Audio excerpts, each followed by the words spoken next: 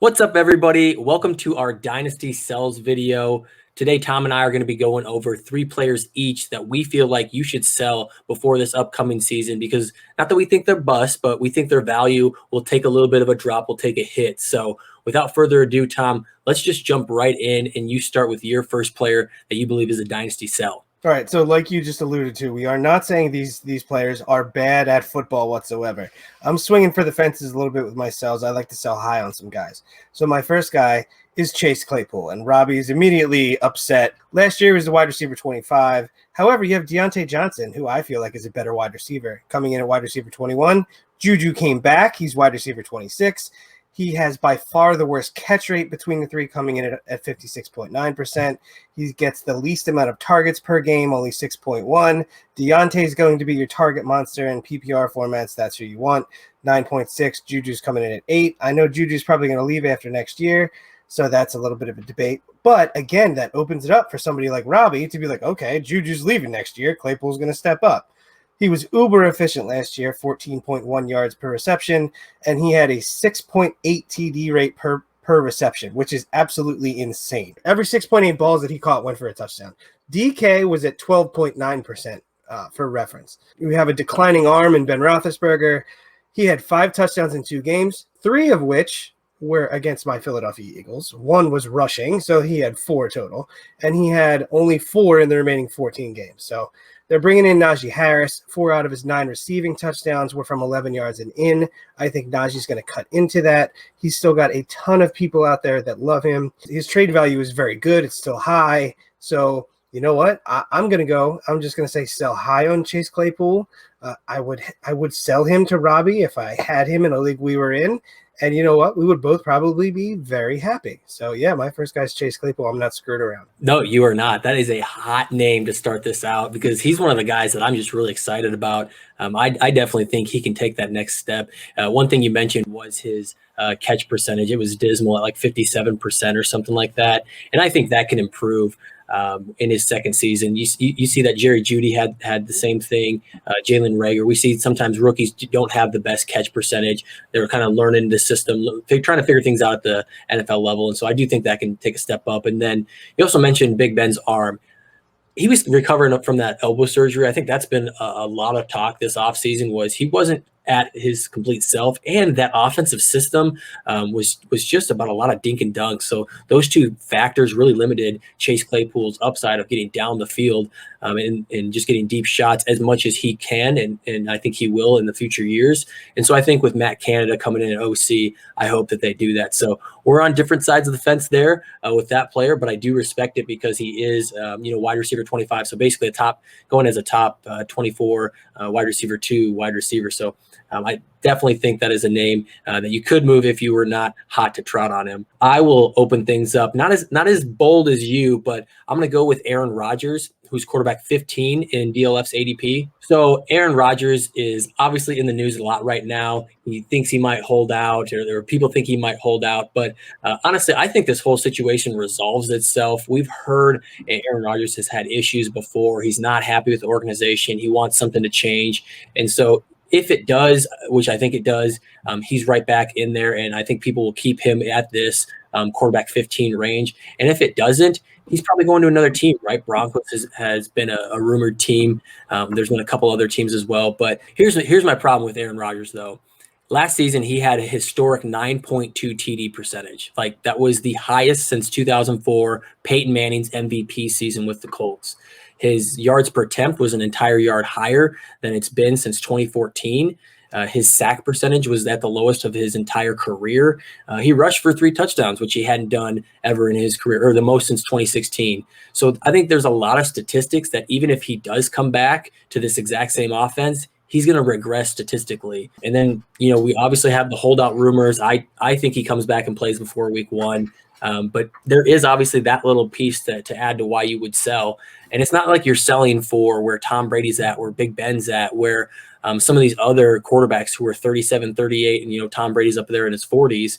But, yeah, Aaron Rodgers is going to be 38 this upcoming season. We all saw Rivers, Eli Manning, Big Ben. They've all kind of hit the 39 and 40-year-old marks and two of them fell off a lot and they obviously retired. So I think we're a year or two away from Rodgers hitting that cliff. And if you can sell while he's still right at that fringe QB1, QB2 range, man, that's good value for someone who I don't think is going to be a starting quarterback for fantasy teams here in a couple years. So I'm with you as far as selling Aaron Rodgers. It's just the return, which is why I think he's a tough sell. So you have to find a very specific situation where it's a contender and they need that, QB2 probably. They're not going to want him as a QB1 just because of there's some risk in there with him. Because if he does get traded, who knows what team he's going to go to. I don't think he's going to wind up getting traded. I think he's going to go back to Green Bay. But at the same time, there's that chance. And then there's that chance that he's just like, you know what? Fuck it. Jeopardy it is. Be crazy, but if he just decides to retire, then you trade for him and you're screwed. So that's the thing I think I'm thinking about if I'm buying Aaron Rodgers. So that's why I think it limits the what you're going to get back for him. Yeah, I think give this a little bit of time. He's probably not a dynasty sell for your full value right now. Give him another month. He decides he's going to come back. They give him a new deal. They work something out. And now he's coming back, and everyone's looking at his 2020 stats, and they're saying, let's fire it up. He's got Amari Rodgers in there at wide receiver, another year with Robert Tonyan and some of these offensive weapons. Aaron Jones running it back with them.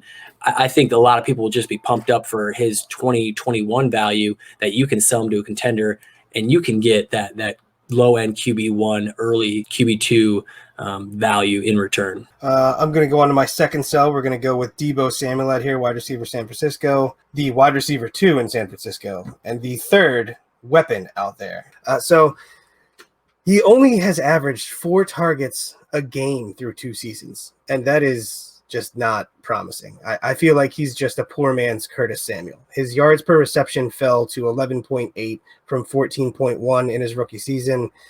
We have Brandon Ayuk again. He's emerged as the clear wide receiver 1 there.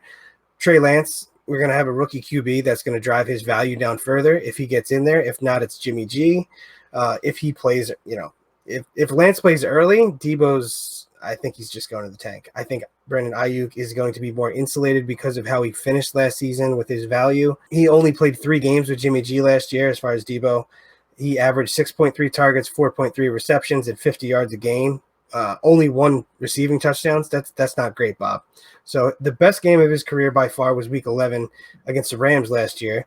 He went for 11 for 133. We're like, okay, Deebo's looking good. No Brandon Ayuk, no George Kittle.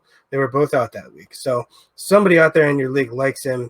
I'd include him in another deal and upgrade somewhere, and I wouldn't think twice about it. I'm not just trying to sell Deebo for like a second or third round pick necessarily. I'm trying to add him on to something to improve and, find that guy who liked Deebo as a rookie and then go from there. No, that's not a bad one either. I'm sure I've talked about it a couple of times.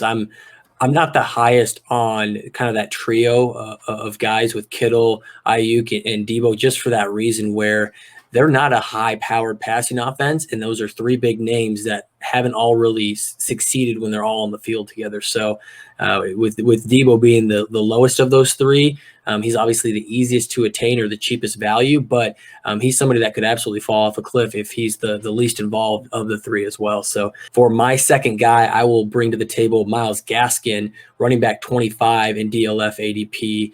And, Myles Gaskin is a name that I feel like you go back a year ago and people are like, who? The 7th round pick from Miami? Yeah, he was good at Washington, right? Yeah, no, this guy was kind of dead in the waters his rookie year, and then through a lot of different injuries and departures, he ends up taking over the job in Miami and does pretty well, I would say, more from a pass catching standpoint. He honestly wasn't that great as a runner. As much as we hype up Myles Gaskin, as this really sleeper back and he's taken over the backfield, they didn't add anybody. He had a 4.1 yards per carry. He had 6 broken tackles on 140 attempts. That's one of the lowest rates for starting running backs. Again, he's a 7th round pick, so there's no draft capital. If he manages to hang on to the job this year, which I don't think is a sold thing, because I'm a Savon Ahmed fan. They brought in Malcolm Brown. I think it'll be a little bit more of a committee than people want to say. And if he doesn't get it done right out the gates, they have no problem handing it off to Savon Ahmed after the game that he had in replacement for Myles Gaskin last year. So if he does hang on to the job this year, I don't think he does in 2022. I think they'll address the running back position.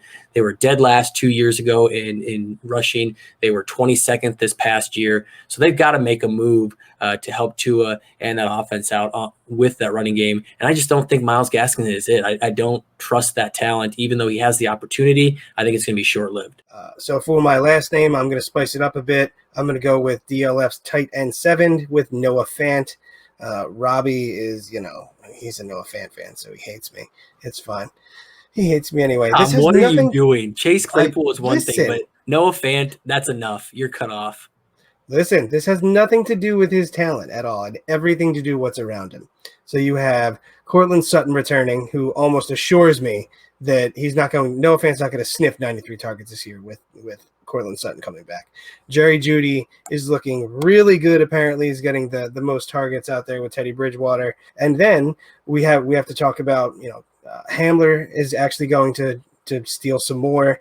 And who do we have at running back now? Javonte? Oh, we have Javonte, who is very good through the air. So they just added a lot of targets through the air, and I just don't like that. So he's going to have to be really efficient. And in the red zone, sure, he's going to catch touchdowns and everything, but you still have all those other weapons there. So, again, I love the talent, but at tight end 7, in most leagues that are completely devoid of tight end talent, I'm going to try and sell him. Specifically, I would try and upgrade to TJ Hawkinson, work something out where Noah Fant and a pick or something and get TJ Hawkinson, because I think he's more insulated. His value is going to rise this year, and he's going to be probably top 4 or 5 tight end. What's interesting is you didn't bring up, I think, the biggest point against Fant, and I think that's the questions at quarterback. You didn't say the name Drew Lock at all, and I think this is a really pivotal year for Drew Lock.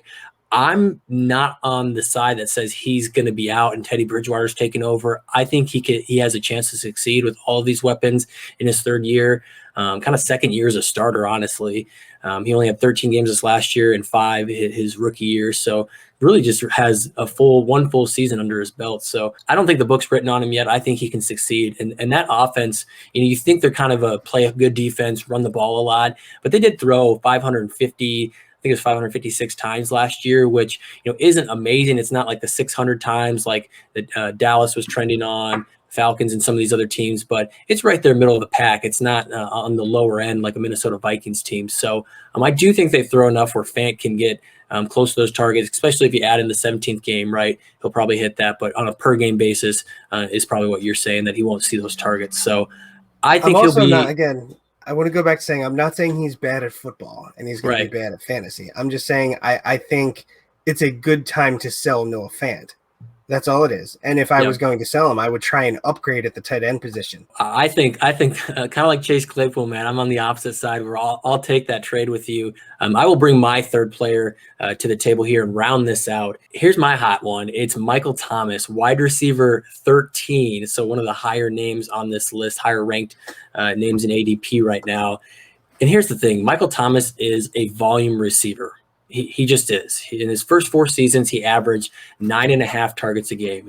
In 2019, when he was the wide receiver 1, he had 11.5 targets per game that season, and with a 78% catch rate. So we're talking about a guy that just gets peppered a lot, and he caught a lot of those targets. That was with a quarterback who averaged 84% of his throws were on-target throws. Only 10% of Drew Brees' throws were considered bad throws. Now he gets Jameis Winston or Taysom Hill, and I think most of us are thinking Jameis Winston gets first crack at that.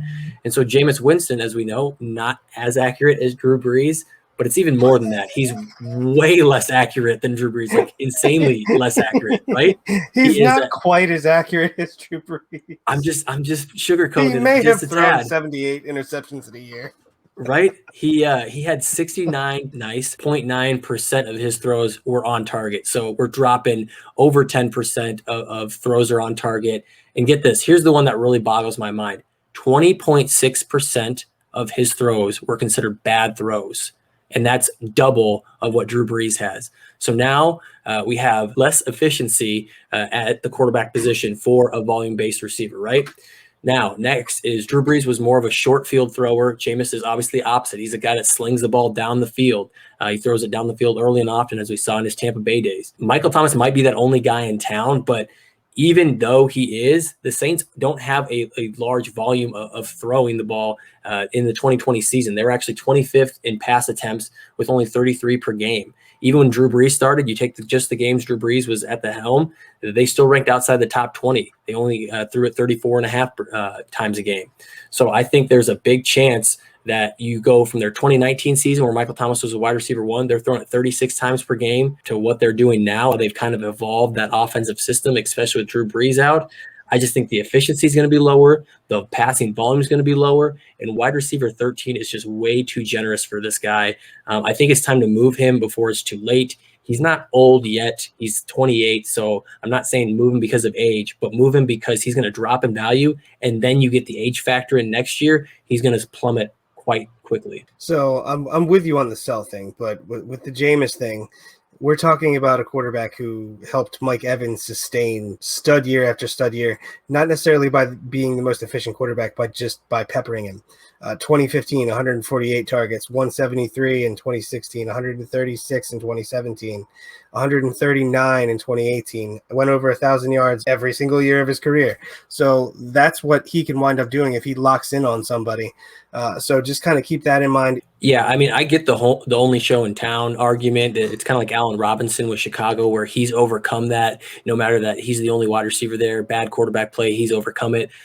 Honestly, I'm gonna say I don't think Michael Thomas is the same talent as Allen Robinson. I think Michael Thomas is the wide receiver we see right now because he's gotten 185 targets in 2019. He got 148 targets in 2018. So I just don't think he is quite the receiver that breaks through the same way Allen Robinson can. So might be a little hot takey, but that is my dynasty sell. Okay. I sell that take. All right. Well, Tom, we didn't agree on everything, which is probably good because now people can kind of chew over all of those thoughts and see who they might want to sell. With that in mind, drop in some comments. Tell us what you think about the dynasty sells that we had, and throw out some names that you guys think are dynasty sells as well. Once again, thank you guys for watching, and we hope to see you on the next video. Perfect.